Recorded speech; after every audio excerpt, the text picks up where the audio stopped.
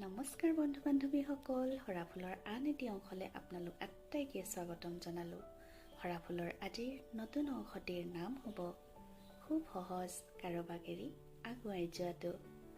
শ্ৰদ্ধাৰ বন্ধু বান্ধৱীসকল, আহকচোন হৰাফুলৰ আজিৰ নতুন অংশটিলৈ আমি একেলগে আগবাঢ়োঁ আৰু অনুভৱ কৰোঁ হৰাফুলৰ অনুভূতিবোৰক।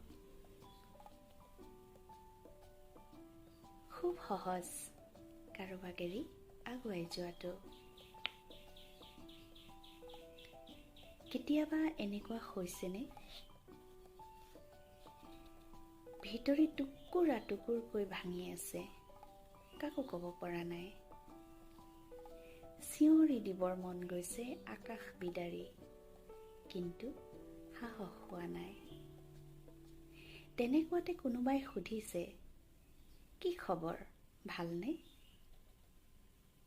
মন গৈছে, খুব মন গৈছে যেন তেওঁ সাৱটি ধৰি এফালৰ পৰা কৈ যাব, খুব কষ্টত আছো মই। কিন্তু তাৰ সলনি মাত্ৰ ভালেই বুলি আঁতৰি আহিছে।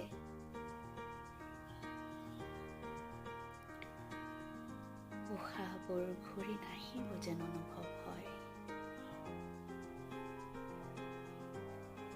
মৰা নাই, কিন্তু জীয়াইও থকা নাই। চাৰিওফালৰ পৃথিৱীখন যেন আচৰিত ধৰণে সলনি হ'ব ধৰিছে। আপোনাক এৰি সকলো আগবাঢ়িছে। এই যে ৰৈ যোৱাৰ ভয়টো, চিনাকিবোৰ অচিনাকি হোৱাৰ সময়টো, তাতেই আমি জীৱনৰ খুব নীলাজ নামত ৰূপ এটা দেখোঁ। আমি কান্দো, আমি হাঁহো, আমি ভাঙি পৰোঁ, কিন্তু তাৰ লগতে আমি আগবাঢ়োঁ।